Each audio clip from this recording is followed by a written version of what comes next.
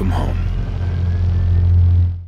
Alright, so we got a super exciting tease from Pete Hines about the Fallout 76 plot, which could make a popular fan theory for Fallout 76 much more believable. In an interview with GameSpot, they asked Pete Hines, Bethesda's Senior Vice President of Global Marketing and Communications, the following question. The original concept of Fallout 76 was based on the planned multiplayer mode for Fallout 4. Can you talk about what the original idea was and how it evolved into what we have now? So to speed things up, there's actually only one section of Pete Hines' response that is relevant to what we're talking about today, so let's just go ahead and jump right to that paragraph of his response. We have done some things differently, like there's no NPCs in the game and you're not having dialogue with a lot of different characters.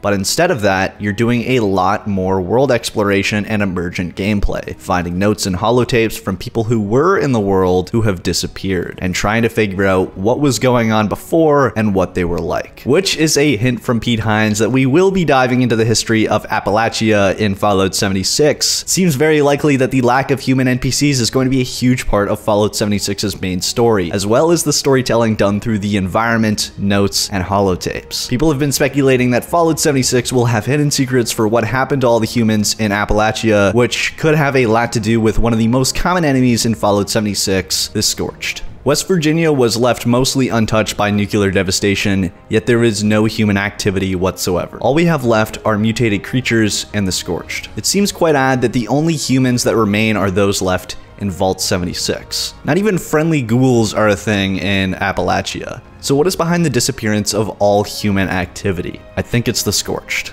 Or at least, what created the Scorched in the first place. After all, they're all over the place, and are humanoid, which likely means they're most of the missing population. So what's the deal? Well, thanks to Reddit user SloanJ1400, others, and my own speculation all combined, we might have all pieced together the major plots of Fallout 76 a whole month before the game is even released. The explanation for why there are no humans, what caused the Scorch, and what we'll be trying to discover about the history that went down in Appalachia. All of this speculation was sparked by the footage posted by Mr. Matty Plays during his Fallout 76 playthrough, in which we see a note written by dead survivors. In the note, they say how the responders are clueless to what is going on, that there are more, in quote, in the sky, presumably Scorchbeasts, as I mentioned in a previous video, and the Brotherhood was marching in, warning, in quotes, defiance has fallen. This is where the Brotherhood fit into the timeline and the lore of Fallout 76. Thanks to responses refuting the Reddit post, we now know that Defiance was not a space station. In fact, it seems to have been something controlled by the Brotherhood of Steel. So what was it? It's sounding a lot like it was some sort of device that allowed them to fight off the Scorchbeasts, in which kept appearing more often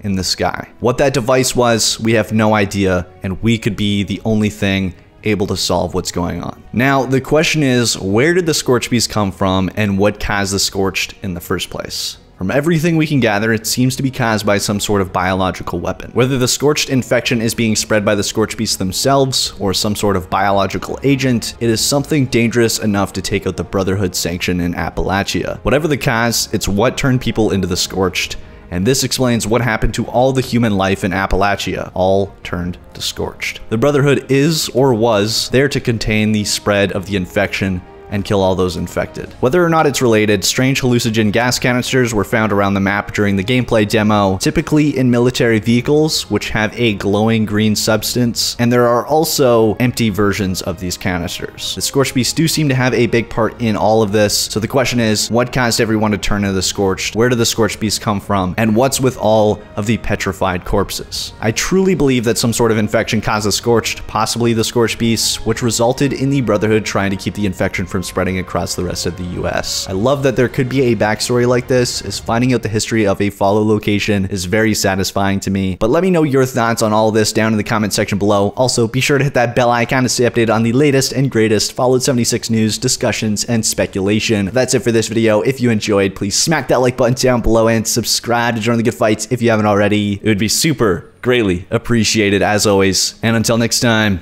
this is Epoxy, signing off.